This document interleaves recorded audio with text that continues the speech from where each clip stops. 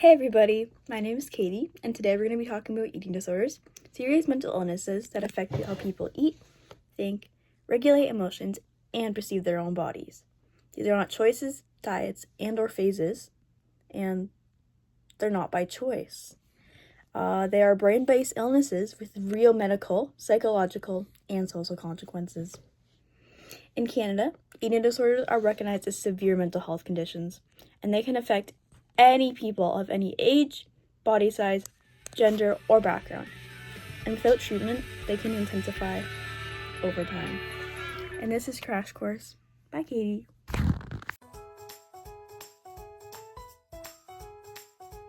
So, you may have clicked on this video thinking, well, what are eating disorders?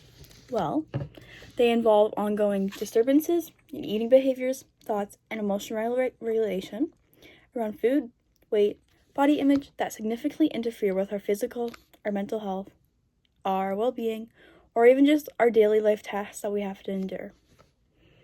The diagnosis is based on patterns of behavior, distress, and impairment. Not on appearance alone or weight alone. Many eating disorders look normal from the outside, which contributes to delayed recognition and treatment.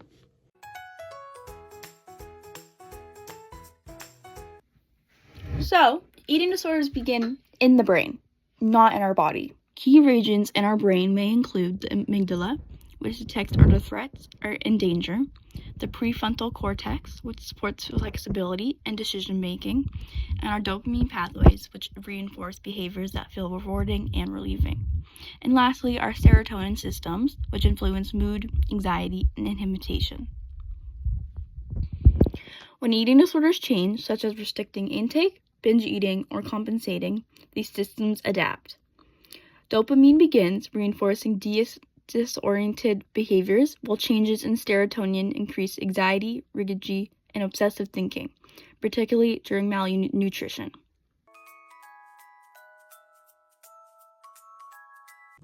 So, our brain consistently seeks balance, known as homeostasis. To maintain it, the brain averages repeated experiences to decide whether it feels normal and safe.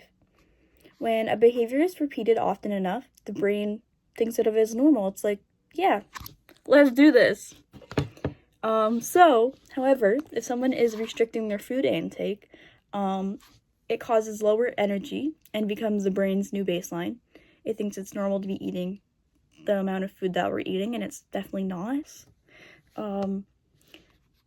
And when we're hungry, it's not like we're hungry normally. It just becomes delayed and confusing, and we're like, are we actually hungry? Like, are we actually gonna eat? So, eating disorders develop when our biological vulnerability meets psychological and environmental stress. And I was researching, and I tried to group some of these things into more broad topics so it's a bit more easier to understand.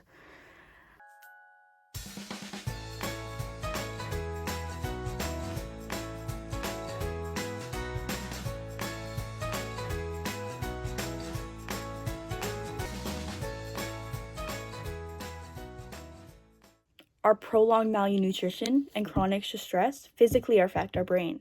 Our cognitive flexibility decreases, and thinking becomes rigid. This is why recovery is about willpower. It requires restoring our nutrition in our body that we need for everything that we do. It requires restoring our nutrition to support our brain chemistry, calming the nervous system.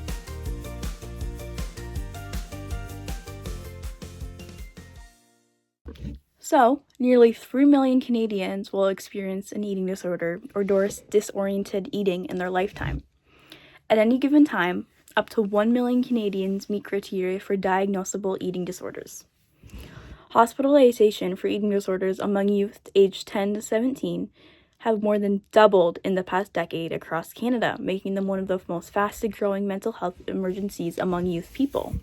From my research. So, this one right here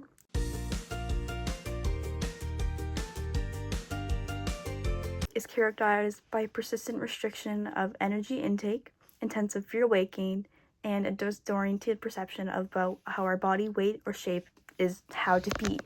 But like, guys, like, you are perfect the way you are. However, at its core, anorexia is not an control disorder or not even a weight disorder. Anorexia often begins with a restriction as a coping strategy. For individuals with high anxiety, perfectionism, or a strong need for control, restricting food temporarily reduces stress, and that reduction in anxiety is often becomes neurological reinforced. Some common patterns that I found in this eating disorder often are restricting behaviors,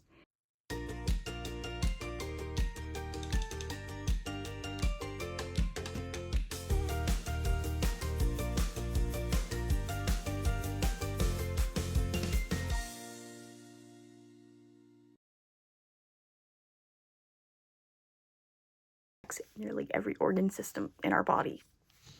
It begins with a slow heart rate and low blood pressure, hormonal disruption and bone density loss, cognitive slowing and concentration difficulties, social with the most highest mortality rate of any psychological illness due to medical complications. And however, prognosis improves significantly with early intervention, having nutritional rehabilitation, and long-term psychological support. The next eating disorder I have chosen is this one. It involved recurrent episodes of binge eating, followed by compensatory behaviors such as vomiting, laxative use, fasting, or excessive exercise. How does it develop? I'm sure you're all wondering, how does it develop? Well, again, it's driven by cycles and sustained restriction alone. The typical progression that I found was that restriction or rigid food rules increase hunger and deprivation. A binge often occurs, triggering, again, our large dopamine release that I mentioned. Compensation reduces anxiety and guilt temporarily, and the brain reinforces the full cycle as a coping mechanism. It impacts our body by electrolyte imbalances that can affect our heart rhythm, gastrointestinal damage and dental erosion, and chronic fatigue and inflammation in all our parts of our body. Psychologically, same.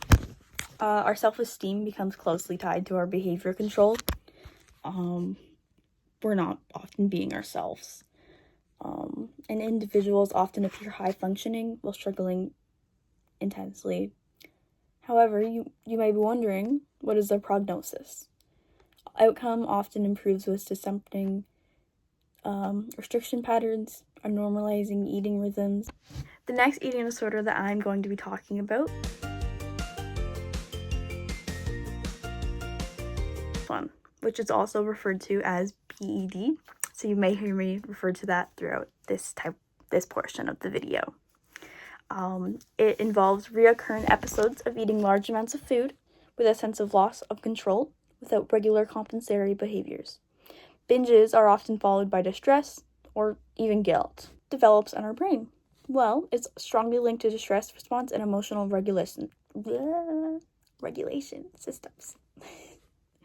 Some things that I've grouped into this for how it develops is that chronic distress or trauma activating the nervous system. Food often provides fast dopamine-based soothing. Repeated binges teach the brain that food equals relief. It affects both our physical and psychological health.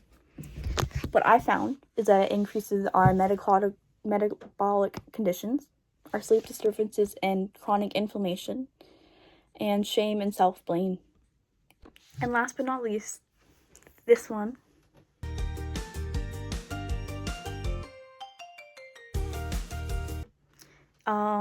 Involves restricted food intake due to fear, sensitivity, or lack of interest in eating and not our body concerned.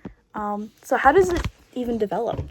Well, it develops through fear of learning or sensitivity processing differences rather than reward or weight-based control. Triggers, there are often food not wanting to eat with like choking, vomiting, or even allergic reactions. You may not even be allergic to it, but you're like afraid. You're like, what if I eat this and I die? And I'm just like, ah! Strong sensitivity to texture, smell, or taste.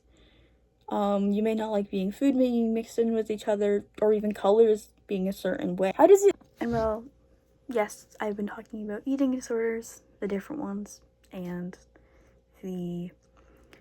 how it develops in our brain and what happens. And well, all eating disorders look different on the surface. They share a common brain